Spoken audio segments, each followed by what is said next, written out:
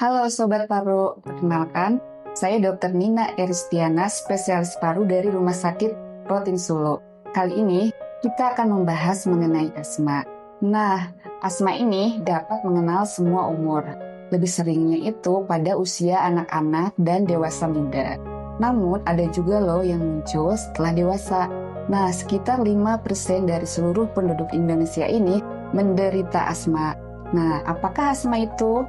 Asma merupakan peradangan kronik menahun pada saluran napas.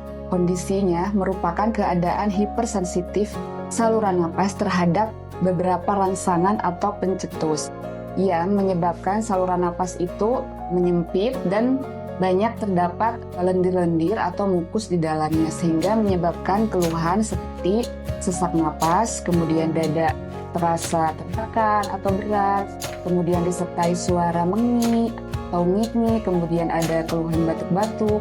Nah, ini dapat membaik secara spontan pada saat rangsangannya itu menghilang ataupun membaik dengan obat-obatan.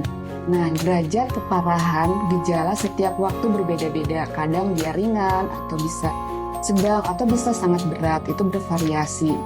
Kemudian pencetusnya apa saja sih? Nah, pencetusnya juga ini berbeda-beda setiap individu.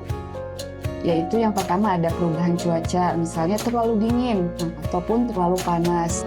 Kemudian ada yang dicetuskan oleh makanan, seperti makanan laut, telur atau susu, tapi tidak semua orang. Kemudian aktivitas berlebihan, kemudian polusi udara.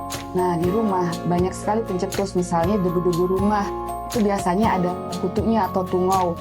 Itu baik terutama pada kursi, kasur, kemudian bisa juga oleh kecoa ataupun jamur-jamur di dinding yang tidak tersorot sinar matahari. Kemudian bulu binatang seperti bulu kucing, juga hal lain bisa asap rokok, bau yang terlalu menyengat, kemudian infeksi saluran napas, kemudian emosi yang berlebihan, terlalu senang ataupun terlalu stres atau terlalu sedih.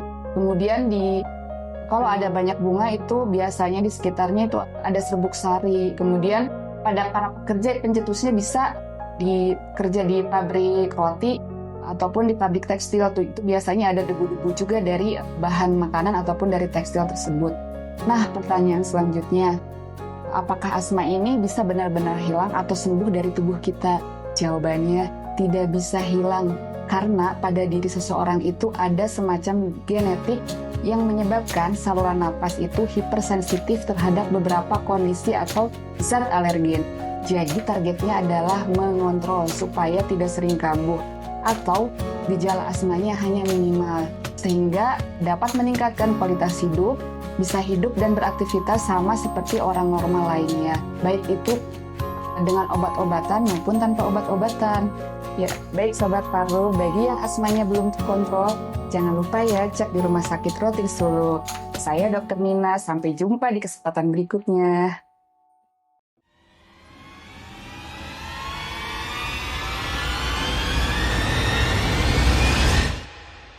RS Paru Rotin Solo, sehat melesat cepat.